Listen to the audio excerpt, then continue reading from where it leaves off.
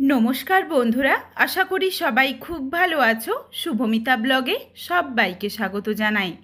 আজকে তোমাদের সাথে শেয়ার করব বাঁধাকপি দিয়ে চিংড়ি মাছের রেসিপি। বাঁধাকপি তো অনেকভাবে খেয়েছো, তবে আজকে আমি যেই পদ্ধতিতে বাঁধাকপিটা বানাবো সেটা কিন্তু আলাদাভাবে সেদ্ধ না করেই ভালোভাবে কষিয়ে নিয়ে রান্নাটা করব। আর খুব সহজেই কিন্তু অফ সিজনের বাঁধাকপি হলেও সুন্দরভাবে সেদ্ধ হয়ে যাবে। তবে বন্ধুরা, বাড়িতে অবশ্যই একবার হলেও এইভাবে বাঁধাকপির রেসিপিটা বানিয়ে আমায় কমেন্ট করে জানাতে ভুলো না কিন্তু রেসিপিটা তোমাদের কেমন লাগলো। তাহলে চলো বন্ধুরা, রেসিপিটা দেখে নেওয়া যাক। রেসিপিটা কেউ স্কিপ করো না।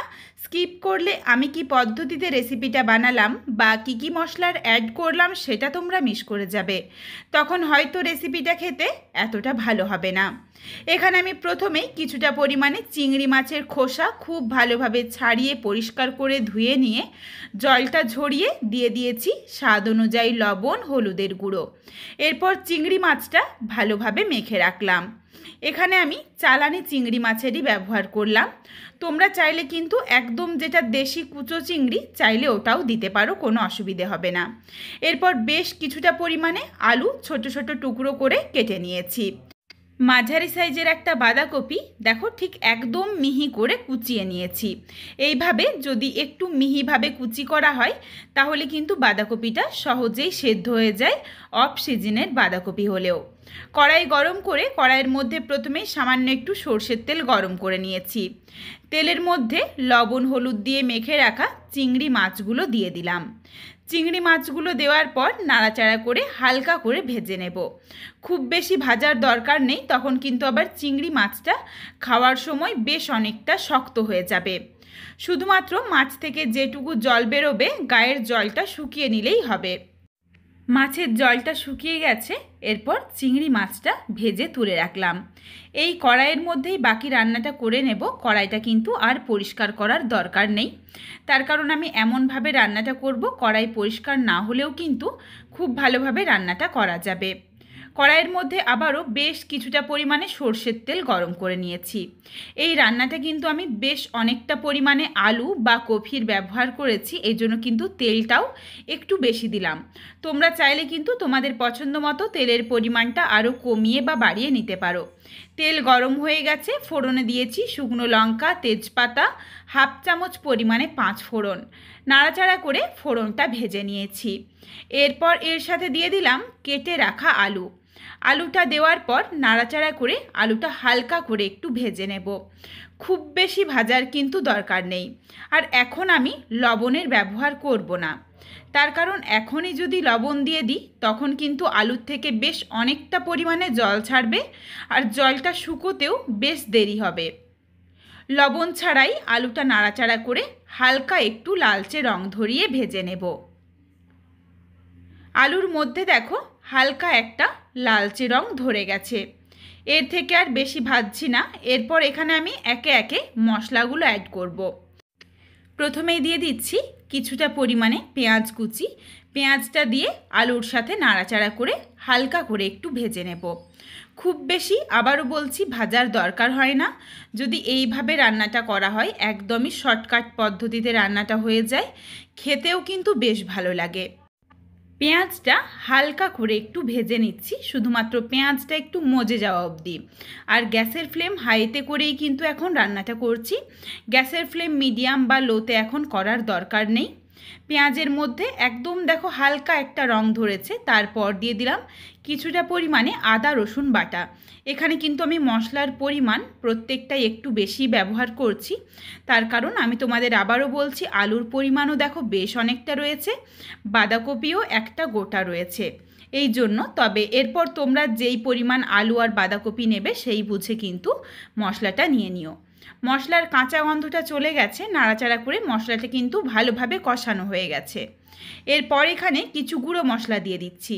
প্রথমে দিয়ে দিলাম সামান্য একটু হলুদের গুঁড়ো, ঝালের জন্য দিয়ে দিচ্ছি লঙ্কার গুঁড়ো, হাফ চামচ জিরের গুঁড়ো আর হাফ চামচ দিলাম ধনের গুঁড়ো। এখানে কিন্তু আমি হাফ চামচ পরিমাণে কাশ্মীরি রেড চিলি পাউডারেরও ব্যবহার করলাম, তবে এটা দিলাম সম্পূর্ণ কালারের জন্য, আর এটা অপশনাল, তোমরা চাইলে দিতে পারো, না চাইলে বাদ দিয়েও রেসিপিটা বানাতে পারো। এরপর নাড়াচাড়া করে গুঁড়ো মশলার সাথে ভালোভাবে আলুটা মিশিয়ে নিয়েছি। এরপর এখানে যাতে মশলাটা পুড়ে না যায় এই জন্য সামান্য একটু জল দিয়ে দিয়েছি। জল দিয়ে ভালোভাবে মিশিয়ে নিলাম। গ্যাসের ফ্লেম হাইতে করে আলু ভেজেছি বা ভালোভাবে মশলাটা কষিয়ে নিয়েছি, এর জন্য কিন্তু আলুটা এখনও অবধি সেদ্ধ হয়নি। এরপর কিন্তু আলু আর বাঁধাকপি একসাথে সেদ্ধ করে নেব। ভালোভাবে মশলাটা কষানো হয়ে গেছে। এরপর অল্প অল্প করে কেটে রাখা বাঁধাকপি অ্যাড করব আর একটু করে নাড়াচাড়া করব যাতে বাঁধাকপিটা একটু মজে যায়। পুরো বাঁধাকপি তো আর একসাথে দেওয়া যাবে না, এই জন্য একটু করে মিশিয়ে নিয়ে আবারও অল্প করে করে দিয়ে দেব। আর এই সময়ই এখানে আমি স্বাদ অনুযায়ী লবণটা অ্যাড করে দিয়েছি, আলু বা বাঁধাকপির পরিমাণ অনুযায়ী। প্রথম থেকে কিন্তু লবণের ব্যবহার করিনি, বাঁধাকপিটা দেওয়ার সময় দিয়ে দিলাম। লবণ দেওয়ার সময়ই এখানে আমি 1 চিমটি পরিমাণে খাবার সোডা দিয়েছিলাম, কোনো কারণে ওই জায়গার ভিডিওটা স্কিপ হয়ে গেছে, এই জন্য অবশ্যই তোমরা 1 চিমটি পরিমাণে খাবার সোডা দিয়ে নিও যদি অফ সিজনের বাঁধাকপি হয়। সিজনের বাঁধাকপি হলে কিন্তু খাবার সোডা দেওয়ার প্রয়োজন হয় না, এমনিতেই খুব ভালোভাবে সেদ্ধ হয়ে যায়। কিন্তু এটা আমি অফ সিজনের বাঁধাকপি রান্না করছি, তার উপরে আবার আলাদাভাবে সেদ্ধ না করেই। এই জন্য কি হলো, 1 চিমটি যদি খাবার সোডাটা দিয়ে দিই তাহলে খুব সহজে খুব কম সময়ের মধ্যে বাঁধাকপিটা নরম হয়ে যাবে। আশা করি বন্ধুরা আমি তোমাদের বোঝাতে পেরেছি যে কোন জায়গাটা আমি স্কিপ করে গেছি। এরপর ঢাকা চাপা দিয়ে বেশ কিছুক্ষণ সময় নিয়ে নাড়াচাড়া করে বাঁধাকপিটা সেদ্ধ করে নিয়েছি। খুব সহজেই দেখো বাঁধাকপিটা একদম মজে গেছে খাবার সোডাটা দেওয়ার জন্য। এরপর এর সাথে দিয়ে দিলাম ভেজে রাখা চিংড়ি মাছ। চিংড়ি মাছটা দেওয়ার পর মিশিয়ে নিয়েছি, আর এখানে আমি বেশ কিছুটা পরিমাণে জল দিয়ে দিয়েছি। তার কারণ বাঁধাকপির জল কিন্তু আগে ভালোভাবে শুকিয়ে নিতে হবে, তারপর আলাদাভাবে জল দিতে হবে, নইলে অফ সিজনের বাঁধাকপির যে একটা গন্ধ সেটা থেকে যায়, তখনও কিন্তু রেসিপিটা খেতে এতটা ভালো লাগে না। জলটা দিয়ে ভালোভাবে মিশিয়ে নিলাম। এরপর এখানে দিয়ে দিচ্ছি 1 চামচ পরিমাণে চিনি, যদিও খুব ভালোভাবে সহজেই সেদ্ধ হয়ে গেছে, আর বাঁধাকপি অবশ্যই সেদ্ধ হওয়ার পর চিনির ব্যবহার করো। তারপর দিয়ে দিলাম কয়েকটা ফাটিয়ে নেওয়া কাঁচা লঙ্কা।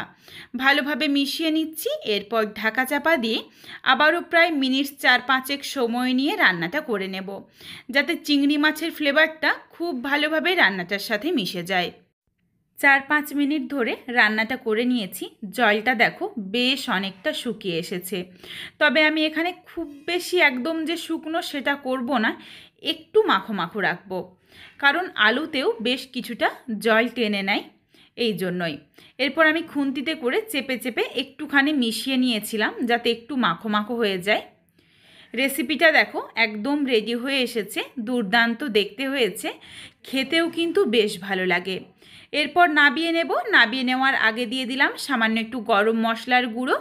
গরম মশলার গুঁড়ো দিয়ে মিশিয়ে নিয়েছি। এরপর গ্যাসের ফ্লেম অফ করে ঢাকনা দিয়ে ঢেকে রেখে দিচ্ছি 5 মিনিটের জন্য স্ট্যান্ডিং টাইমে, যাতে গরম মশলা গুঁড়োর গন্ধটা ভালোভাবে রান্নাটার সাথে মিশে যায় আর খেতেও বেশ ভালো লাগে।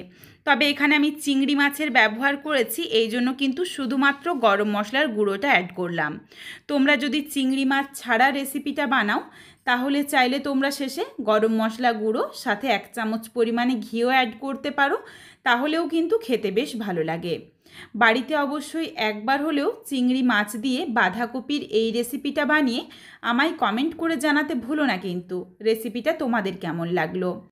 তোমরা যদি আরও এই ধরনের ঘরোয়া রেসিপি দেখতে চাও তাহলে অবশ্যই আমার চ্যানেলটিকে সাবস্ক্রাইব করে পাশে থাকা বেলটি অন করে অল নোটিফিকেশান অন করে দিও, যাতে আমার প্রত্যেকটা রেসিপির নোটিফিকেশান সববার প্রথমে তোমাদের কাছে পৌঁছে যায়। আর অবশ্যই আমার চ্যানেলটিকে হাইপ করে দিও যাতে আমি আরও এগিয়ে যেতে পারি, তোমাদের সাথে আরও নিত্য নতুন ধরনের ঘরোয়া রেসিপি শেয়ার করতে পারি। আবারও খুব শীঘ্রই হাজির হচ্ছি নতুন কোনো এক রেসিপি নিয়ে। পরবর্তী রেসিপি দেখার আমন্ত্রণ রইল। পুরো ভিডিওটা দেখার জন্য অনেক অনেক ধন্যবাদ। তাহলে আজকে আসি, সবাই ভালো থেকো, সুস্থ থেকো। শীঘ্রই দেখা হচ্ছে কিন্তু নতুন কোনো এক রেসিপির সাথে।